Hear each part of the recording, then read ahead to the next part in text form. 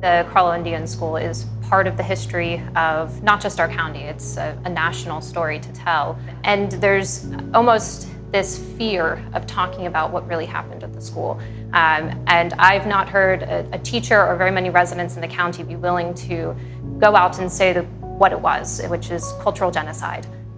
Everyone here and everyone that you're going to interview is a product of this assimilation, of this process, of this experiment, as some people call it. Well, every time I see those pictures, you don't see any of those kids smiling. I don't think they were happy to be here at all. And I think they all wish they could have been home with their loved ones. And then when some of them did go home, you know, they were kind of misplaced because they didn't speak their language anymore, and they didn't know their ceremonies anymore, and they didn't know their relatives anymore. And it's important to know who, when you go home, who you're related to. How did Carlisle implement Pratt's Kill the Indian, Save the Man policy? By constantly feeding them propaganda that it was important for them to stand alone, severing ties with family, and, you know, keeping them at the school for a period of 5 to 7 years. Even siblings at the school were separated from one another and lived in separate dorms.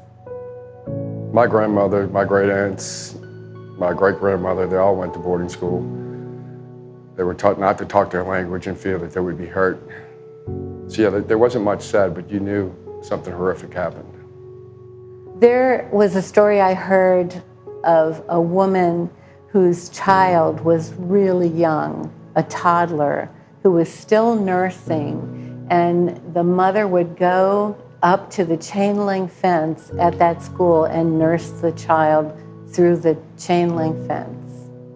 My tribe specifically, which was the largest tribe in southeast Louisiana, from having 20,000 plus tribal members and 15,000 villages that were killed down to 80, some of these children were then taken to a boarding school. The language was lost, the prayers were lost, the dances were lost. There is a sense of loss. I feel like I missed out on something, that there was something left out, something that I could have been able to share with other people. So yeah, there is a sense of loss around the language. My great-grandmother was sent to a place just like Carlisle. I grew up missing something inside, which was all of our culture, our language.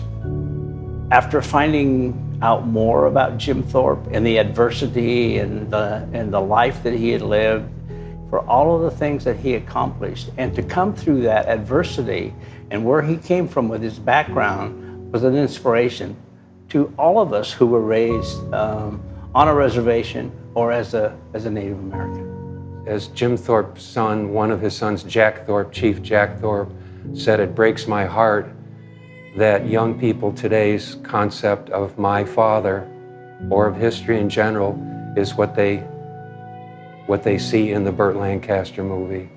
When I see the faces on the wall, I feel like it's my responsibility to give them a voice.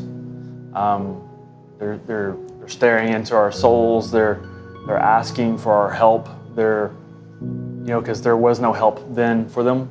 You've expended a lot of energy to tell this story. Why do that? Why is it important to you?